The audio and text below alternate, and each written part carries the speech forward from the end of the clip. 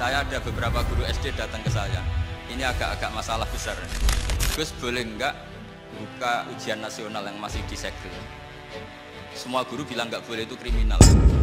Ada satu guru yang bikin anak. Sikap mental lokal dan pemikiran global seorang Gus Baha, ditulis oleh Imam Fadholi di siwon.com. Halo, assalamualaikum, ketemu lagi dengan suara Nina di channel Redaksi TV. Sebelum kita lanjut, jangan lupa klik tombol subscribe dan nyalakan loncengnya agar tidak ketinggalan informasi terbaru dari Redaksi TV. Kiai Haji Bahauddin Nur Salim atau yang biasa disapa Gus Baha adalah seorang ulama muda asal Rembang, Jawa Tengah yang berlatar belakang santri pesantren. Ia adalah murid kesayangan almarhum Mbah Maimun Zubair.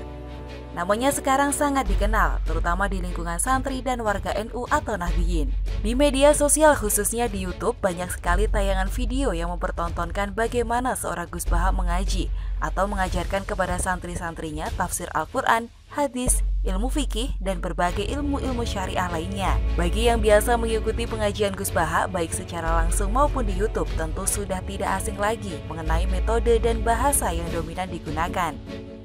Tapi yang belum terbiasa mungkin akan sedikit kaget dan merasa aneh, apalagi yang sama sekali tidak mengerti bahasa Jawa. Tapi begitulah adanya. Gus Baha memang selalu menggunakan metode pengajaran sebagaimana lazimnya ngaji kitab yang dipraktekkan di pesantren-pesantren salaf di Jawa, yang dominan menggunakan bahasa Jawa kuno dalam pemaknaannya. Namun dalam ulasan lebih luasnya, Gus Baha sering pula menggunakan bahasa Indonesia. Selain menggunakan metode ngaji ala pesantren salaf dalam pengajian umumnya, satu lagi yang menarik dari Gus Baha adalah selalu ada unsur humor yang ia selipkan. Di tiap tayangan video YouTube yang ada akan mudah disaksikan bagaimana Gus Baha dan santri-santri yang mengaji kepadanya tertawa di sela-sela bahasan serius tentang tafsir Al-Quran atau kajian lainnya. Dan sebenarnya ini pun terkait erat dengan tradisi kiai dan pesantren. Terkait humornya itu, Gus Baha sendiri secara tersirat memang pernah mengatakan bahwa agama harus disampaikan dengan cara bahagia, gembira, dan sukacita, bukan dengan ketegangan, apalagi dengan kebencian dan apalagi dendam. Yang paling menarik dan menakjubkan dari seorang Gus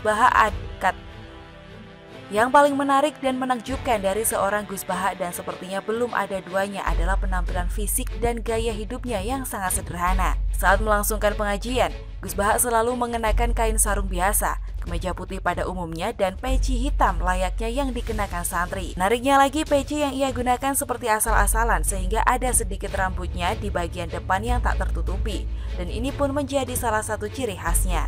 Jika hanya melihat secara fisik, misalnya saat Gus Baha berjalan di antara kerumunan orang banyak, mungkin kita tak akan menyangka bahwa ia adalah seorang ulama besar dengan keilmuan mumpuni yang bahkan sudah diakui oleh pakar tafsir Al-Quran nasional seperti Profesor Quraish Shihab.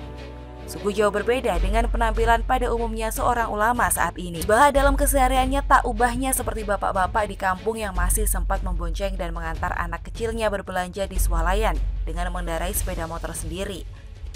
Suatu ketika juga sempat rekam kamera handphone dan diupload di YouTube oleh beberapa akun ketika Gus Baha tengah mengendarai bus angkutan umum kelas ekonomi dengan posisi berdiri karena bangku atau kursi tempat duduk sudah full digunakan.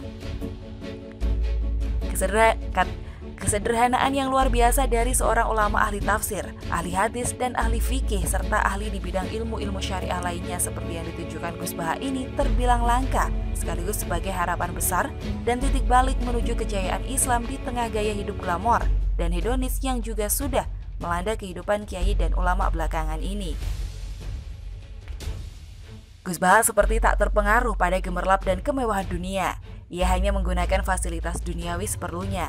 Ia tak punya akun medsos, tapi aktivitasnya mendatangkan keuntungan materi yang cukup besar bagi akun-akun medsos yang mengunggah pengajiannya. Bahkan untuk urusan gelar akademik pun ia seperti tak butuh. Suatu ketika Gus Baha pernah menolak tawaran gelar doktor honoris causa dari pihak Universitas Islam Indonesia atau UII Yogyakarta, di mana dirinya didaulat menjadi ketua tim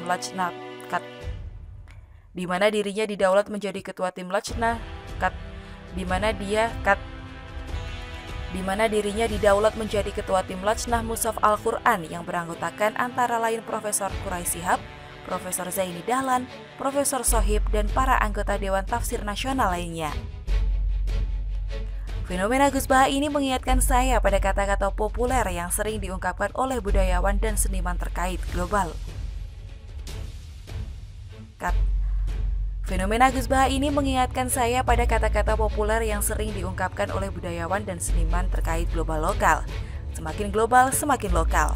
Atau sebaliknya, semakin lokal, semakin global, yang kurang lebih berarti kehidupan di dunia yang semakin mengglobal akibat kecanggihan teknologi informasi yang semakin mengaburkan batas teritori, kemudian menuntut masing-masing individu, manusia, dan bangsa-bangsa di dunia ini di satu sisi untuk bersikap mental lokal sebagai bagian dari pentingnya identitas diri ataupun bangsanya, dan di sisi lain mengharuskan untuk berpikiran global sebagai konsekuensi persaingan global itu sendiri.